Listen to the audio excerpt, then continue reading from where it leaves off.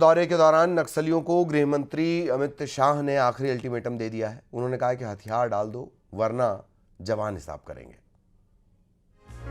भारत माता की, दंतेश्वरी माई की। भारत माता और दंतेश्वरी बाई के जयघोष से जैसे ही केंद्रीय गृह मंत्री अमित शाह ने बस्तर के लोगों को संबोधित करना शुरू किया तो माहौल तालियों से गूंज उठा। बस्तर में अलग उत्साह था, उमंग थी, क्योंकि भारत सरकार के वो गृह मंत्री उनके बीच थे जो प्रधानमंत्री नरेंद्र मोदी के नेतृत्व में बस्तर के विकास के ऐसे विजन पर काम कर रहे हैं जिसमें 31 मार्च 2026 तक नक्सलवाद को खत्म करने का मिशन भी शामिल है। और इसकी सिद्धि के लिए अमित शाह ने आज एक बार फिर अपना संकल्प दोहराया। 31/3/2026 ये तिथि तय है नक्सलवाद को इस देश की भूमि पर से विदाई देने के लिए। अमित शाह ने न सिर्फ नक्सलवाद के खात्मे की डेडलाइन याद दिलाई बल्कि एक बार फिर दो टूक कहा कि नक्सलियों के साथ कोई युद्ध विराम नहीं होगा। नक्सलियों के पास एक ही विकल्प है और वो है सरेंडर। साथ ही अमित शाह ने चेतावनी दी कि अगर कोई हिमाकत करने की कोशिश हुई तो सुरक्षा बलों की तरफ से मुंहतोड़ और करारा जवाब दिया जाएगा। सरेंडर पॉलिसी हमने बनाई है। आइए हथियार डाल दीजिए, हथियार लेकर बस्तर की शांति को अगर आपने छिन्न विछिन्न करने का काम किया तो हमारी सशस्त्र फौजें, हमारी सशस्त्र सीआरपीएफ, छत्तीसगढ़ पुलिस मिलकर इसका जवाब देंगे। अमित शाह बस्तर पहुंचे तो विकास का भरोसा और शांति का संकल्प लेकर पहुंचे। इस संकल्प को उन्होंने बस्तर वासियों के बीच दोहराया और भरोसा दिया कि जिस नक्सलवाद के कारण बस्तर दशकों तक विकास से महरूम रहा, अब 2026 के बाद वहां कोई भी शक्ति विकास नहीं रोक पाएगी।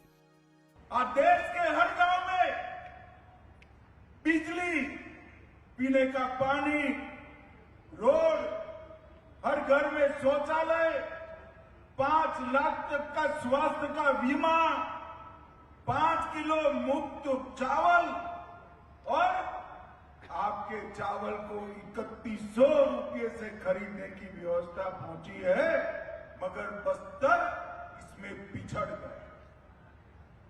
मैं आज मोदी जी की ओर से आपको भरोसा दिलाना चाहता हूं कि 31 मार्च 2026 के बाद ये नक्सलवादी आपके विकास को नहीं रोक पाएंगे, आपके अधिकार को नहीं रोक। काफी कुछ काम हुआ है, काफी कुछ काम बाकी है। भरोसा विकास का था, साथ ही अपील भी थी कि नक्सली हिंसा का रास्ता छोड़े, हथियार डाले और मुख्य धारा से जुड़े। और ये अपील सिर्फ नक्सलियों से नहीं थी बल्कि उन परिवारों से भी थी जिनके अपने लाल आतंक के काले साए में हैं। अमित शाह ने भरोसा दिया बस्तर को नई ऊंचाइयों पर ले जाने का। मैं आप सभी को अपील करने के भी आया, नक्सलवाद से जो बच्चे गुमराह होकर जुड़े हैं वो आप ही के गांव के, उनको समझाइए, शस्त्र डाल दे और मुख्य धारा में आए। छत्तीसगढ़ शासन ने, हमारे मुख्यमंत्री जी ने, उप मुख्यमंत्री जी ने भारत में सबसे अच्छी सरेंडर पॉलिसी बनाई है। एक ही माह में 500 से ज्यादा लोग सरेंडर किए। सभी लोग सरेंडर करें, आपका गांव नक्सल मुक्त होते ही गांव के विकास के लिए 1 करोड़ रुपया छत्तीसगढ़ शासन आपको देगा। 1 करोड़ रुपया। बस्तर की धरती से केंद्रीय मंत्री अमित शाह ने उन लोगों पर भी निशाना साधा जो नक्सलवाद को विकास की लड़ाई बताकर शह देते आ रहे थे। अमित शाह ने बस्तर वासियों को समझाया कि नक्सलवाद ही बस्तर के विकास में रुकावट की सबसे बड़ी समस्या थी, लेकिन अब ये समस्या भी खत्म होने वाली है और इसकी तारीख है 31 मार्च 2026। दिल्ली में कुछ लोग सालों तक भ्रांति फैलाए कि नक्सलवाद का जन्म विकास की लड़ाई, मगर मैं बताने आया हूं मेरे आदिवासी भाइयों बहनों, पूरा बस्तर विकास से महरूम रहा, विकास आप तक नहीं पहुंचा। इसका मूल कारण ये नक्सलवाद।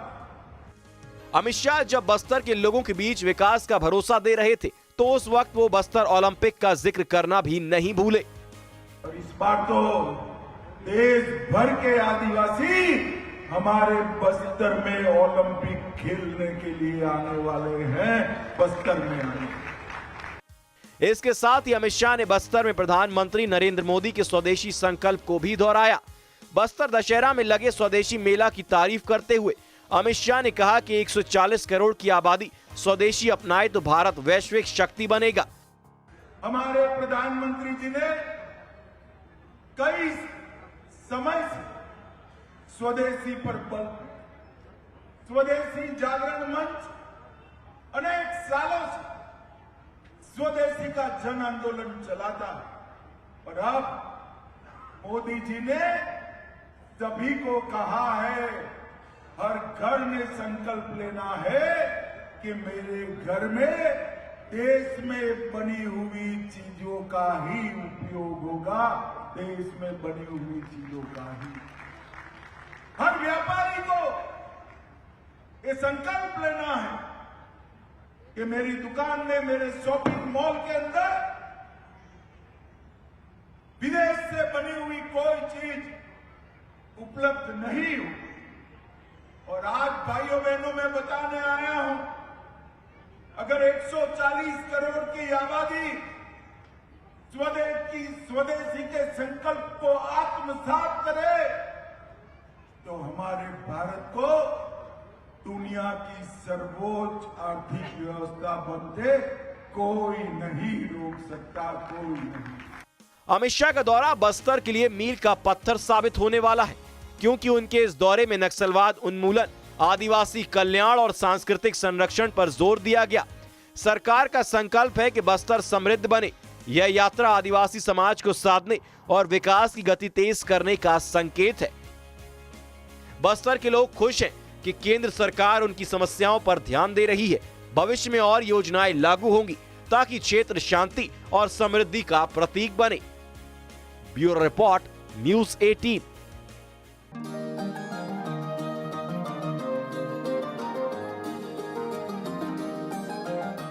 बस्तर बदल रहा है, बस्तर की फिजा बदल रही है।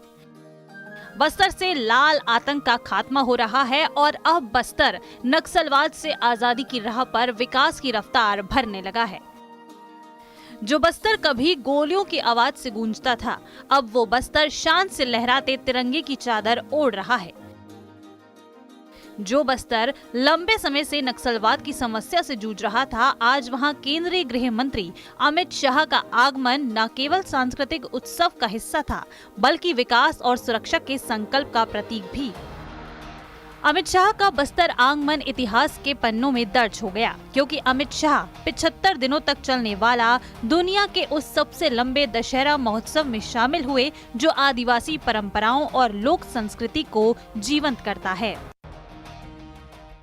ये बस्तर का मेला न केवल आदिवासी समाज के लिए, न केवल बस्तर के लिए, न केवल छत्तीसगढ़ और भारत के लिए, पूरे विश्व में सांस्कृतिक रूप से अपने आप में ये सबसे महत्वपूर्ण मेला है। इसकी मैं बस्तर वासियों को बहुत बहुत बधाई। बस्तर दशहरा केवल एक त्योहार नहीं, बल्कि शांति, सुरक्षा और विकास का प्रतीक है। ये छत्तीसगढ़ की सांस्कृतिक पहचान और समृद्धि का जश्न है और इसी जश्न में अमित शाह ने शिरकत की। अमित शाह हिस्सा बने बस्तर दशहरे की उस परंपरा का जो बस्तर की लोकतांत्रिक व्यवस्था को दर्शाती है, और ये परंपरा है मुरिया दरबार। अमित शाह पहले ऐसे केंद्रीय मंत्री बने जो मुरिया दरबार में शामिल हुए। मुरिया दरबार में आदिवासी समुदाय का सदियों पुराना संसद जैसा मंच है। मुरिया दरबार लोगों को सीधे अपनी बात रखने का अवसर देता है। अमित शाह ने भी आदिवासी प्रतिनिधियों की समस्याएं गौर से सुनी और उन्हें पूरा करने का भरोसा दिया।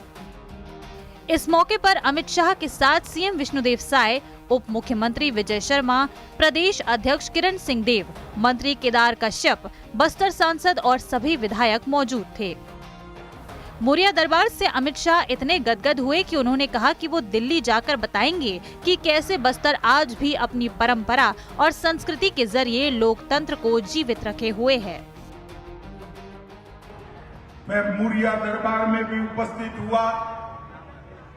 मुझे इतना आनंद आया कि पूरे बस्तर संभाग के सारे मुखिया यहां पर उपस्थित, उन्होंने अपनी समस्याएं सुनाई और मैं तो आश्चर्यचकित दिल्ली में जाकर सबको बताऊंगा कि एक बार मुरिया दरबार देखिए, 1874 से लेकर आज तक इस प्रकार की सक्रिय भागीदारी, न्यायिक व्यवस्था, आदिवासी संस्कृति को बचाने का चिंतन, जन संवाद की एक ऐतिहासिक परंपरा 7-8 में वैश्विक धरोहर है, वैश्विक धरोहर। और भाइयों बहनों, ये जो मुरिया दरबार, इसके लोकतांत्रिक मूल्य है, ये पूरे देश के लिए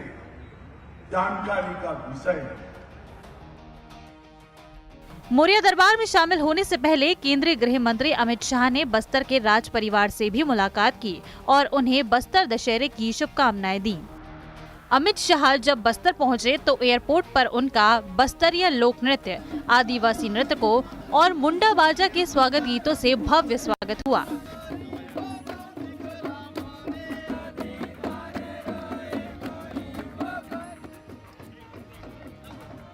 जगदलपुर पहुंचते ही अमित शाह ने सबसे पहले मां दंतेश्वरी मंदिर में हाजिरी लगाई। सुरक्षा घेरे में काफिले के साथ वो मंदिर पहुंचे और माता के दर्शन किए।